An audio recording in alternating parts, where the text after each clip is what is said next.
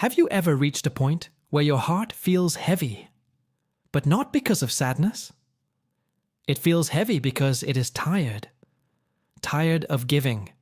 Tired of explaining. Tired of being the only one who cares. There comes a moment in every person's life when they stop chasing people and start chasing peace. That quiet shift inside you, that is the beginning of emotional detachment. At first, it feels strange. You notice how you stop reacting to things that once broke you. Someone ignores you, and instead of feeling hurt, you simply breathe and move on. A conversation ends badly, and instead of trying to fix it, you accept it. You no longer feel the need to prove your worth to people who fail to see it. It is not because you stopped caring. It is because you learned that peace is more valuable than proving a point. People often misunderstand detachment. They think it means being cold, distant, emotionless. But emotional detachment is not about feeling less. It is about feeling deeply, without letting emotions destroy your balance. It is about understanding that sometimes silence says more than words ever could. Once, there was a girl named Elara. She cared too much about everyone. Her friends, her family, her relationships. She was the type of person who would stay up late, worrying about people who never checked if she was okay. She kept forgiving, even when it broke her. She kept trying, even when no one tried for her. Until one day she realized she had been pouring her heart into cups that would never fill hers back. That realization did not make her bitter. It made her wise. She did not stop caring. She just started choosing where to care. You see, that is what emotional detachment truly is. It is the art of caring without losing yourself. It is giving love, but not begging for it. It is listening, but not absorbing everyone's pain as your own. It is walking away from what drains your soul, even if it once made you happy. Most people learn detachment after being hurt too many times. It is not a decision. It is a transformation. You stop texting first. You stop explaining your silence. You stop chasing closure from people who will never give it. You learn to let things end quietly. And in that quiet, you find something more powerful than love.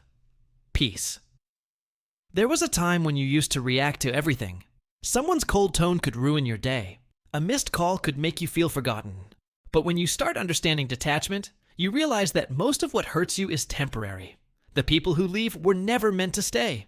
The conversations that ended were never meant to continue. You stop taking life so personally. You stop letting the world disturb your inner calm. And slowly, something inside you changes. You begin to observe rather than react. You notice people's patterns, but you do not argue about them anymore. You see the truth, but you do not force anyone else to see it. You start saying less and understanding more. You become grounded. But here is the part no one talks about.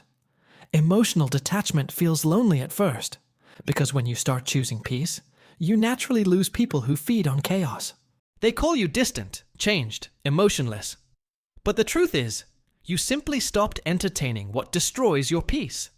Detachment does not mean you stopped loving. It means you stopped allowing love to hurt you. Elara learned that lesson in silence. One evening, she was sitting by the window watching the rain fall.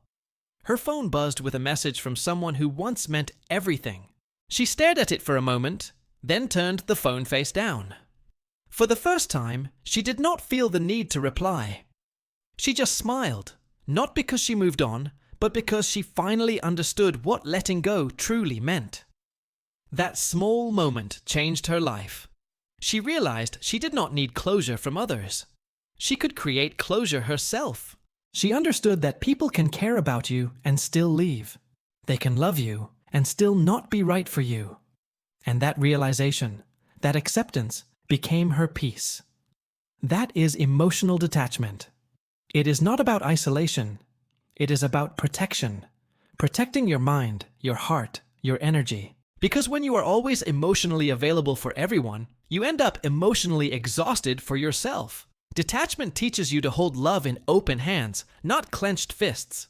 You learn to let conversations end, even when you still have words left. You learn to forgive quietly, even when no one apologizes. You learn to stop expecting people to understand you and start finding comfort in understanding yourself. And then something beautiful happens. You begin to feel lighter. You start enjoying your own company. You realize that solitude is not loneliness. It is space for growth. You stop chasing people and start attracting peace. You begin to love differently, not out of need, but out of calmness. You no longer want intensity. You want consistency. You no longer want attention. You want understanding. That is the real power of emotional detachment. It gives you control over yourself. It teaches you to respond with awareness instead of impulse. It allows you to care without drowning. It shows you that you can still love deeply, but never at the cost of your own peace. And that peace, that quiet balance inside you, becomes your greatest strength. You realize you do not need everyone to stay. You only need yourself to stand. But this journey does not end here. Emotional detachment is the first step. The next step is something deeper. Emotional independence. Because detachment teaches you to let go of what hurts, but independence teaches you how to stay strong even when you stand alone. We will explore that in the next video. The psychology of being emotionally independent. It will show you how to build unshakable inner strength and how true peace begins when you stop needing validation from anyone. Make sure to watch that one. It will change how you see yourself.